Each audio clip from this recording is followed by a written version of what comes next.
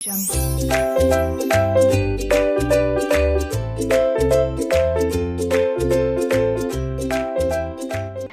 hello everyone, and welcome back to my channel named Learning to Learn. So in the background you can see is my channel, and apart from my channel you can also follow me on Twitter, then on LinkedIn, Facebook, Instagram, and on various other channels as well. So what are you going to do today? We are going to do with the next step of teaching aptitude में हमने बहुत सारे topics कर लिए थे. English में हम आगे बढ़ चुके हैं, हिंदी में थोड़ा सा बाकी है. तो आज जो एक्सप्लेनेशन होगा वो हिंदी में होगा. और इसी के साथ साथ मैंने 1 मिनट सीरीज स्टार्ट की. अगर आपको नहीं पता हो तो इसका पूरा प्लेलिस्ट बना हुआ है 1 मिनट सीरीज का. तो अगर आप यहाँ पर देख पाएंगे 1 सेकेंड, तो ये जो आपको पूरा दिख रहा है, दिस इज़ 1 मिनट सीरीज. यहाँ पे अलग अलग वीडियोस मैंने डाले हैं रिलेटेड टू टीचिंग एप्टीट्यूड. तो आप 1 मिनट में भी काफ़ी कुछ सीख सकते हैं. सो अगर आपने चैनल को सब्सक्राइब नहीं किया है तो प्लीज़ कर लीजिए, सो दैट आपको लेटेस्ट नोटिफिकेशंस मिल पाएँ. Apart from that, I am a verified educator on Unacademy, and Unacademy पे बहुत सारे नए नए कोर्सेज आ रहे हैं. अगर आपने अनअकैडमी पे मुझे फॉलो नहीं किया है तो प्लीज़ मुझे फॉलो कर लीजिए. And from this month onwards ये ऑलरेडी स्टार्ट हो चुका है. इसमें हम लोग कॉमर्स के वेरी कॉम्प्लिकेटेड MCQs कर रहे हैं ऑफ बिजनेस मैनेजमेंट और international business etcetera.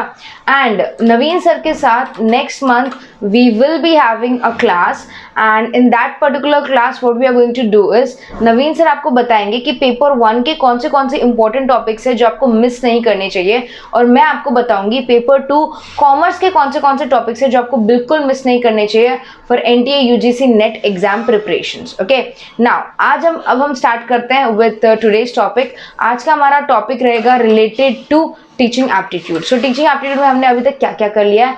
Teaching aptitude में हमने ये वाला चार्ट कंप्लीट कर लिया है, और यही चार्ट मैंने टेलीग्राम पे भी शेयर कर दिया है. दूसरा, ये भी हमने कर लिया है different levels of teaching and principles of teaching. फिर मेथड्स ऑफ टीचिंग भी हम कर चुके हैं. आज हमारा फोकस रहेगा this particular thing, learner characteristics और ब्लूम टैक्सोनॉमी. अब लेट्स स्टार्ट द लेक्चर. सबसे पहले व्हाट इज लर्नर कैरेक्टरिस्टिक्स. याद रखिएगा, ये ऑलरेडी मैं इंग्लिश में अपलोड कर चुकी हूँ. अब मैं हिंदी में इसको समझा रही हूँ, नोट्स अभी भी इंग्लिश में ही है. सबसे पहले लर्नर और स्टूडेंट में बहुत ज़्यादा डिफरेंस होता है. स्टूडेंट को हम हिंदी में छात्र कह सकते हैं, जो स्कूल या कॉलेज अटेंड कर रहा है सो दैट वो कुछ सीख सके. करेक्ट. तो लर्नर और स्टूडेंट में बहुत फ़र्क होता है. लर्नर का स्कोप बहुत ही ज़्यादा होता है as compare to student. Student उतना ही ज्ञान ले पाता है जो उसको स्कूल में कॉलेज में पढ़ाया जाए, लेकिन लर्नर एक्टिव लर्नर होता है. वो क्या करता है, वो कहीं से भी इवन ऑब्जर्वेशन के थ्रू भी समझ सकता है. फॉर एग्जाम्पल, अगर आपने गुरु द्रोणाचार्य का कहानी सुना होगा, तो उनके जो शिष्य थे उन्होंने सिर्फ उनको ऑब्जर्व करके तीर कमान और उसका कला हासिल की थी. So that is a learner. वो एक यू कैन से सिर्फ और सिर्फ किसी को ऑब्जर्व करके भी देख सकता है, समझ सकता है और सीख सकता है.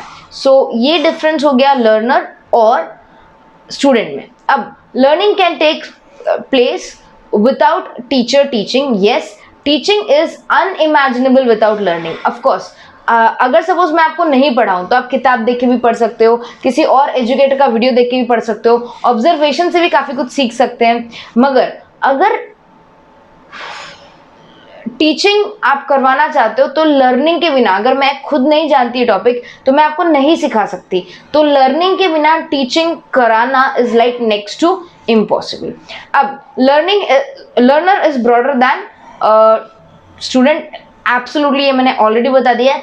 छात्र वही पढ़ता है जिसको आप जो चीज़ सिखाते हो वही सीखता है, लेकिन लर्नर हर चीज़ सीखने की कोशिश करता है. तो ये अच्छा सा फर्क हो गया between learner and a student. अब आगे जाते हैं. यहाँ पर हम लर्नर के कैरेक्टरिस्टिक्स देख रहे हैं. हमारे पास लर्नर के 4 टाइप के अलग अलग कैरेक्टरिस्टिक्स हैं: पर्सनल, एकेडमिक, सोशल और कॉग्निटिव. अब पर्सनल मतलब ये छात्र के खुद के कैरेक्टरिस्टिक्स होते हैं, जिसमें होता है age, gender, language, maturity etcetera. ये कैरेक्टरिस्टिक्स में एग्जैक्टली क्या हो रहा है, पर्सनल कैरेक्टरिस्टिक्स एक लर्नर के खुद के होते हैं। इसका मतलब वो किस माहौल में पैदा हुआ, उसका फैमिली बैकग्राउंड कैसा है, वो कैसी सोच रखता है, उसका एटीट्यूड क्या है, उसका फीलिंग क्या है, ये सब उसके पर्सनल क्या कह सकते हैं फीचर्स हो जाते हैं जो बच्चे के लर्निंग में बहुत बड़ा प्रभाव डालते हैं। उसके अलावा वी हैव एकेडमिक। एकेडमिक मतलब बच्चे ने अभी तक क्या पढ़ा है, क्या उसका प्रॉपर उसको शिक्षा मिली है, क्या वो स्कूल जाता था पहले, क्या जो टॉपिक्स हम पढ़ा रहे हैं वो ऑलरेडी बच्चे को वो उस टॉपिक से वाकिफ है, या बच्चा पहली बार पढ़ रहा है। ये सारी चीज़ें भी बहुत महत्वपूर्ण होती हैं, क्योंकि अगर बच्चे ने वो टॉपिक पहले से कभी पढ़ा ही नहीं है, सुना ही नहीं है, तो उसका इंट्रोडक्शन दिए बिना अगर आप आगे जा रहे हो तो बच्चा वहीं पे अटक जाएगा। तो ये भी एक कैरेक्टरिस्टिक्स है जो आपको ध्यान रखना चाहिए बच्चे के ऊपर, कि बच्चा किस एकेडमिक बैकग्राउंड से आता है, वो कितना पढ़ चुका है, किस लेवल तक पढ़ चुका है, कितना डेप्थ नॉलेज है उसका, और उसने क्या क्या कोर्सेज अटेंड किए हैं, और अब वो आगे क्या करना चाहता है। द नेक्स्ट इज सोशल या इमोशनल, कि वो किस सोसाइटी को बिलोंग करता है, एंड वो उसकी फैमिली बैकग्राउंड कैसा है, उसका ग्रुप स्ट्रक्चर कैसा है, उसके दोस्त कैसे हैं, वो खुद को किस तरह से रिप्रेजेंट करता है लोगों के सामने। ये सारी चीज़ें भी बहुत इंपॉर्टेंट हो जाती है। The last is cognitive. Cognitive features जो होते हैं उसमें बच्चा बेसिकली ये पता करता है कि उसका दिमाग कितना काम करता है। इसका मतलब वो ये देखना चाहता है कि उसके दिमाग का लेवल कितना अच्छा है। अब एज अ टीचर आप ये सारे फीचर्स एक बच्चे में देखोगे, समझोगे, और फिर उसका पढ़ाना या उसको कुछ शिक्षण देना चालू करोगे। क्यों? अगर आपको नहीं पता कि बच्चा किस बैकग्राउंड से आता है, अगर आपको नहीं पता कि बच्चे को कितना ऑलरेडी आता है, कितना उसको समझ आ चुका है, अगर आपको नहीं पता वो किस दौर से गुजर रहा है या उसका सोशल बैकग्राउंड क्या है, उसके फैमिली में कौन कौन है, ऑफ कोर्स ऐसा पॉसिबल नहीं होगा कि आप क्लास में हर एक बच्चे से पूछो, पॉसिबल नहीं होगा।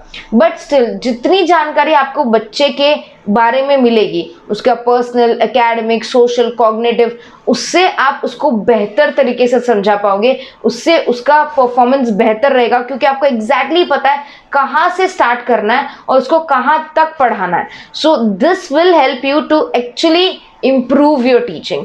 तो आपको लर्नर के बारे में ये चारों कैरेक्टरिस्टिक्स पता होनी बहुत ही ज़रूरी है। अब इसी के रेफरेंस में एक और चीज़ है ब्लूम टैक्सोनॉमी।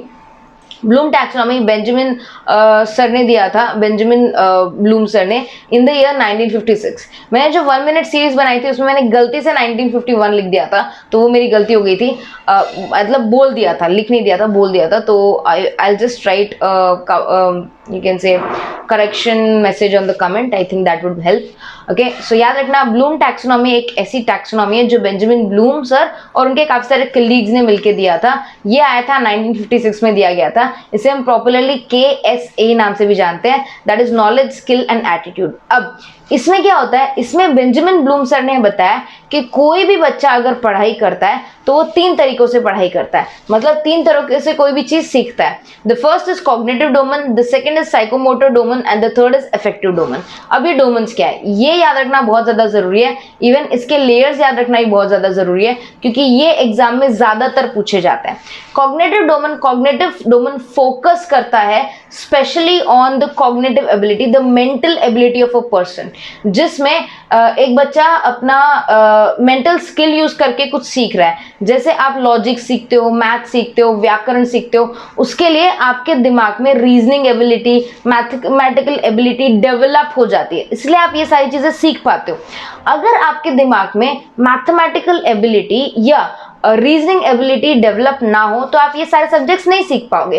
तो सबसे पहला डोमेन है cognitive domain. Cognitive domain is related to brain. ये उसके लेयर्स हैं, इसके 3 अपर लेयर्स होते हैं और 3 लोअर लेयर्स होते हैं। और सबसे हाईएस्ट इसमें जो होता है वो इवैल्यूएशन हो जाता है। मतलब अगर एक बच्चे ने सब कुछ पढ़ लिया, उसको सारा नॉलेज आ गया, अब वो विश्लेषण कर पाएगा चीज़ों का, इवैल्यूएट कर पाएगा, उनका यू कैन से एग्जैक्टली उनके बारे में अपना कंक्लूजन दे पाएगा। तो वो लेवल जो होता है बच्चे का वो highest level of cognitive development होता है, ठीक है। अब इसके आगे चलते हैं हम साइकोमोटर में। साइकोमोटर डोमेन में बच्चा अपने बॉडी से काफी कुछ चीजें सीखता है। जैसे अगर आप स्विमिंग सीखना चाहते हो, डांस सीखना चाहते हो, सिंगिंग सीखना चाहते हो, तो आपका बॉडी कोऑर्डिनेट करना चाहिए आपके माइंड के साथ। अगर आपका बॉडी कोऑर्डिनेट नहीं कर पाता तो आप वो चीज नहीं सीख पाओगे। तो that is called psychomotor domain. अगर स्किल्स कोई आप डेवलप करते हो, लाइक राइटिंग स्किल और रीडिंग स्किल और पेंटिंग्स और समथिंग लाइक दैट, आपको साइकोमोटर डोमेन का सहारा लेना पड़ेगा।